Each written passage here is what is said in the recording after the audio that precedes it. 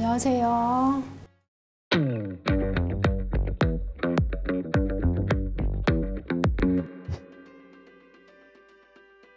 인문학이 사실 대중의 그 어떤 생각이나 그 사회 변화를 조금 따라가지 못하는 측면이 있다고 생각합니다. 그래서 어떤 위기에 놓였다면 좀 학회가 바뀌어야 되는 부분이 있다라고 생각을 하고요. 학문적 논의에만 갇혀있는 그런 학문은 점점 앞으로 계속 위기에 빠져 있을 수밖에 없을 것 같아요. 비판적 동물 연구도 제가 주목하는 이유가 그 공부하는 것이 실천의 영역과 사회와 막 계속 소통하고 연결되는 부분을 중요하게 여기는 거거든요. 그래서 그런 부분에서 계속 연구할 만한 분야라고 생각을 하고 대중과 계속 얘기하고 소통하고 그런 벽이 없는 게 전 좋다고 생각해요. 동시대 삶을 고민을 같이 해야 되니까. 네네.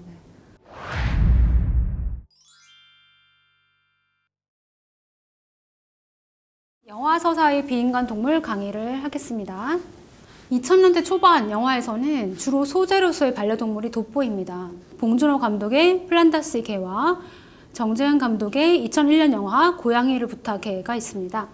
인간이 처한 새로운 삶의 풍경을 보여주는 도시 반려동물로서 개와 고양이가 중심 소재로 등장합니다. 자, 2000년대 중반 이후로 가면요. 적극적인 행위자로서의 반려동물, 조금 폭넓은 의미의 반려동물이 주목됩니다. 적극적 행위자로서의 반려동물에 주목하는 첫 번째 영화로 각설탕을 좀 꼽을 수가 있는데요. 이 장면은 천둥이가 경주에 참가하기 전에 다리가 아픈 것을 알고 수술을 해야 되는 그런 상황인데 천둥이가 사실은 수술하지 않고 경기에 나가겠다는 의지를 표명하는 장면으로 영화에서 부각하는 것이에요. 그래서 이 장면은 막 그런 어떤 동물의 감정이라든지 그런 의지를 극대화하기 위해서 포구를 맞으면서 천둥이가 서 있는 모습입니다. 이렇게 서서 시은을 바라보는 거예요. 네, 이 카메라를 보면 이렇게 맥락상 천둥이를 먼저 초점을 맞추고 그 다음으로 이제 시은에게로 여자 주인공인 시은에게로 이제 카메라가 옮겨가는데요. 맥락상 천둥이 주인공이 되는 2차 내적 시각화가 이루어지고 있다고 볼 수 있어요. 자, 두 번째는 시은과 헤어진 이후에 막 이렇게 헤어져서 막 시련을 겪고 둘이 다 못 만나는 그런 이렇게 오랜 시간을 거치게 되는데요. 근데 시은과 헤어진 이후에 나이트클럽 홍보용 말이 돼서 오락말이 된 겁니다. 오락용 말이 된 겁니다. 경주마에서. 그런 홍보용 말이 된 천둥이가 우연히 밤거리에서 술에 취한 채 엎인 시은의 뒷모습을 바라보는 장면인데요. 여기서 보면 천둥이의 옆눈이 보이잖아요. 눈이 신체 일부로 포착되면서 시선의 주인공이 이제 천둥이임이 드러나잖아요. 천둥이가 바라보는 시은의 뒷모습이 인 게 알 수가 있죠. 그죠? 이게 이러한 방식을 통해서 영화에서 천둥이가 관점의 주체로 서사화되고 있어요. 이런 방식으로 2000년대 중반부터는 동물 주인공이 등장하고 동물의 행위자성, 주체성과 피해자성도 동시에 드러난다고 할 수 있습니다. 그리고 2010년대부터 2020년대까지는 재난의식을 반영하는 영화들이 많이 등장합니다. 동물이 인간에게 복수를 감행하는 공포, 스릴러물이 등장하는데요. 동물 대량 살상에 대한 어떤 시대적 인식, 동물 재난에 대한 어떤 사회적 인식을 반영한다고 할 수가 있습니다. 자, 2010년대에서 20년대 재난의식을 반영하는 영화 중에 영화의 공통점으로 챔프와 옥자를 좀 꼽을 수가 있는데 챔프와 옥자에서는 동물이 소수자 인간을 대리해서 죽음의 대리자가 되지 않습니다. 이게 죽지 않는다는 겁니다. 네, 죽지 않는 동물들이 자기의 삶을 끝까지 영위해가는 어떤 모습을 보여준다라는 거고, 그 다음에 동물이 공생타자로 등장한다는 것이 중요하고요. 그 다음에 동물의 피해를 양산하는 산업의 문제를 고발하고 있다는 것, 구조적인 문제를 고발하고 있다는 것도 중요한 포인트가 되겠습니다. 그리고 2020년대에 오면 여기 포스터에 보이시는 이런 영화들처럼 CG로 동물을 구현함으로써 동물이 실제로 이제 영화에 등장함으로써 발생하는 그런 윤리적인 문제, 그런 문제를 조금 해결할 수 있는 가능성을 좀 보이죠. 그죠? 그래서 첨단 기술을 사실은 선보이기 위한 목적도 있지만 동시에 동물 그리고 생태에 대한 관심으로 동물을 영화에 최대한 덜 출연시키려는 그런 노력이기도 하다라는 겁니다. 네, 그러면 2000년대 개봉한 봉준호 감독의 데뷔작이죠. 플란다스의 개의 스토리를 살펴보도록 하겠습니다. 핵심 사건은 대학의 시간 강사인 윤주가 전임 교수가 되기를 바라지만 생각처럼 잘 풀리지 않고 신경 과민에 시달리다가 이웃에서 들려오는 개 짖는 소리에 예민해져서 소음의 진원지라고 생각하는 개를 죽이는 사건입니다. 그 이후 아내가 가족처럼 여기는 반려견을 돌보는 처지가 되고요. 그런데 산책을 시키다가 그 개를 또 잃어버려요.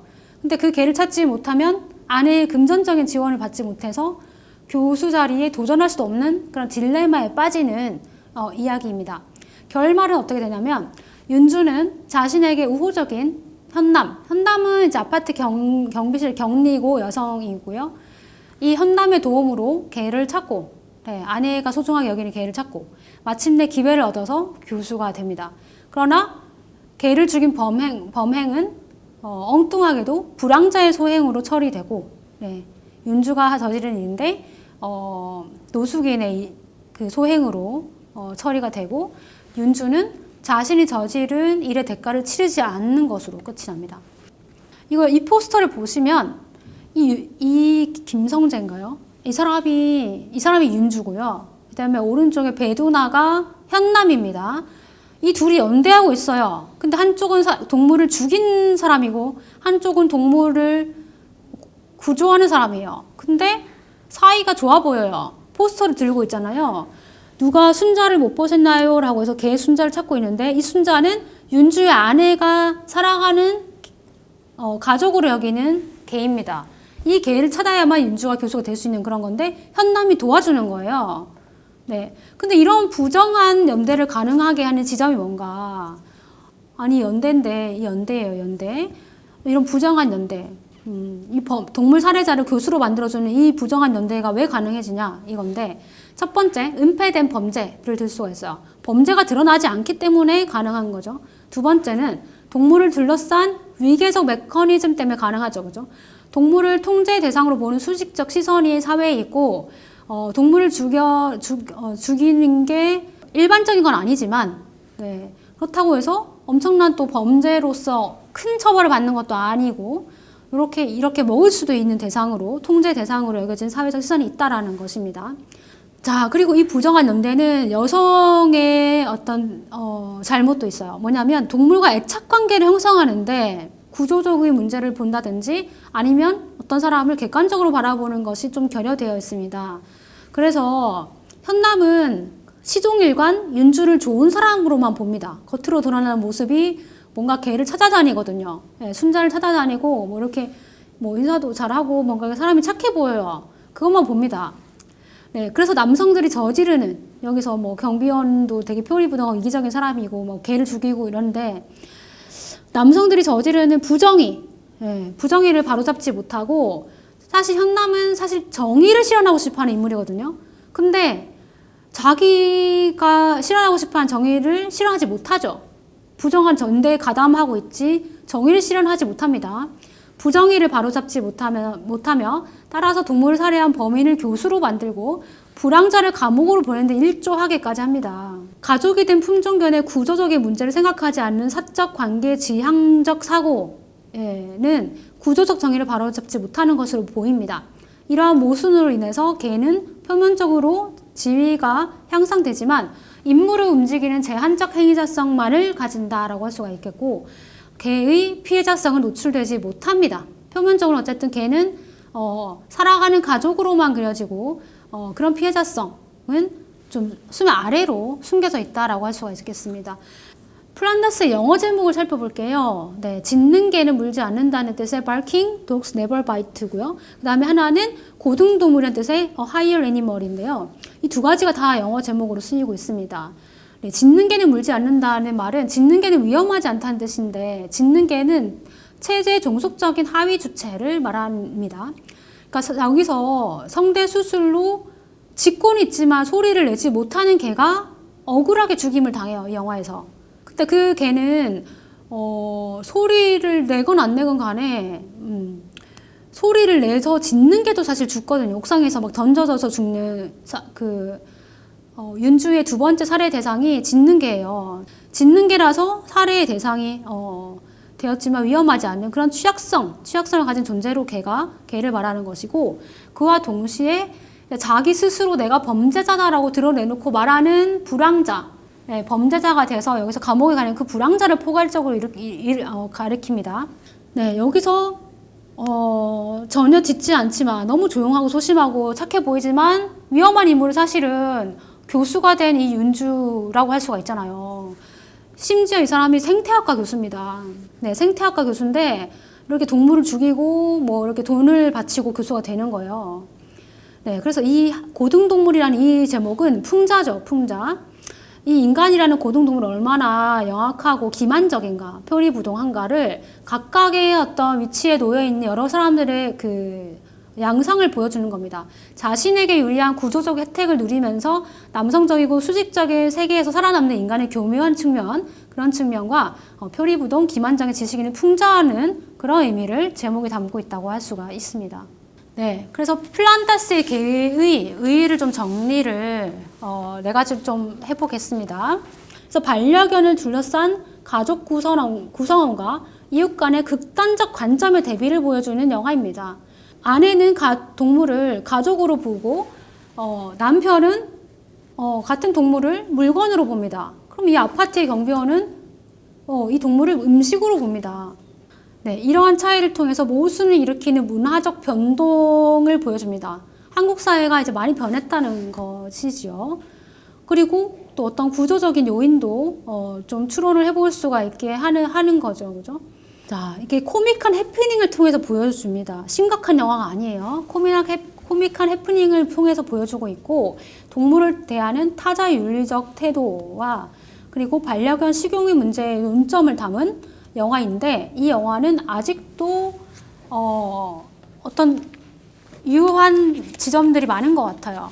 네, 동시대적인 의의가 아직도 많다라고 말할 수가 있습니다. 네, 뭐 개식용 문제라든지 뭐 반려견 학대 논란 뭐라든지 여러 가지 한국 사회 현안들이 그대로 아직도 2000년대 개봉한 영화지만 아직도의 유효한 동시적성을 담고 있다라고 말할 수가 있겠습니다. 네, 이 영화 첫 장면은 개 짖는 소리에서 시작한다고 말씀드렸죠. 그리고 윤주의 암울한 아파트 실내 공간이 이렇게 조명이 됩니다. 그리고 마지막 장면에서는요, 윤주가 교수가 된 뒤에 강의실에서 강의를 하는 장면이 나오는데 그 강의실이 매우 어둡습니다. 시작할 때 그 암울한 아파트 실내 공간과 다르지가 않아요. 그러니까 윤주는 발전이 없는 인물이에요. 그러니까 자기가 저지른 일에 대한 대가를 치르지도 않았고, 동물을 뭐 학대하고 죽인 것에 대한 대가를 치르지도 않았고, 사회적 지위는 항상 되었으나, 교수는 되었으나 달라진 게 없다는 것을 이 영화 장면을 통해서 보여주는 것이죠. 그죠? 그리고 마지막 장면에서 대비되는 것은 현남이에요. 현남은 비록 뭔가 이렇게 사람이 매우 이렇게 순박한 걸로 보여요. 그래서 윤주를 너무 믿고 도와줍니다. 그런 현남이 그 윤주가 강의를 하고 있는 그 강의실 바깥에 숲속이 있어요. 숲이 있는데 그 숲에 이제 초록초록한 숲이 이제 그 강의실 바깥의 장면으로 포착이 되는데, 그 자연 속의 현남이 이렇게 카메라에 잡히는 거예요. 그때 이제 윤주와 현남을 대비하려는 감독의 의도가 있는 거죠. 그죠? 도시의 삶과 어떤 자연의 생태 뭐 이런 것들을 대비하려고 하면서 도시적 삶의 기만성을 성찰하게 하려는 어떤 의도를 가지고 있는 것 같아요. 도시적 삶, 문명이라는 거, 어떤 문화로 포장한 어떤 인간의 기만성 이런 것들을 풍자하려는 의도가 있는 거죠. 그죠? 강의실 안에서만 생태학 강의를 하면서 뭐 실제로 삶은 완전히 괴리되는 기만적인 그런 것들을 비판하려는 의도인 것 같아요. 그리고 직접적인 동물권 인식을 담고 있지는 않습니다. 네, 봉준호 감독이 2000년대에 만든 2017년 영화죠. 옥자에서는 직접적인 동물권 인식을 담고 있는데, 이 플란다스의 개서는 직접적인 동물권 인식이 드러나지는 않아요. 그냥 동물 서사라고 볼 수가 있고, 해석의 스펙트럼이 아주 넓다. 네, 여러 가지 해석을 많이 가능하게 한다. 왜냐하면 동물을 대하는 여러 가지 이제 한국 사회에 여러 가지 모순적인 지점들이 다 나오기 때문에 저처럼 동물권을 연구하고 서사 연구를 하는 사람들에게는 또 플란다스 세계가 되게 재미있는 분석거리가 많은 영화이기도 합니다.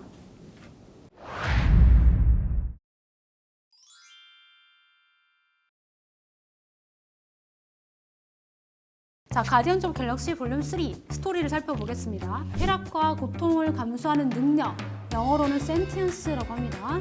이 동물들은 멸종위기 동물이죠, 그죠? 우주 여행을 한 모스크바의 떠돌이개 라이카라는 제목으로 자기와 똑같이 생긴 동종 동물 라쿤을 만나는 겁니다. 나는 로켓 라쿤이다 라고 재명명합니다. 자, 가디언즈 오브 갤럭시 3의 관계 구도와 타자 윤리 탈출하기 위해서 다 함께 뛰어나오는 장면으로 구현되고 있습니다.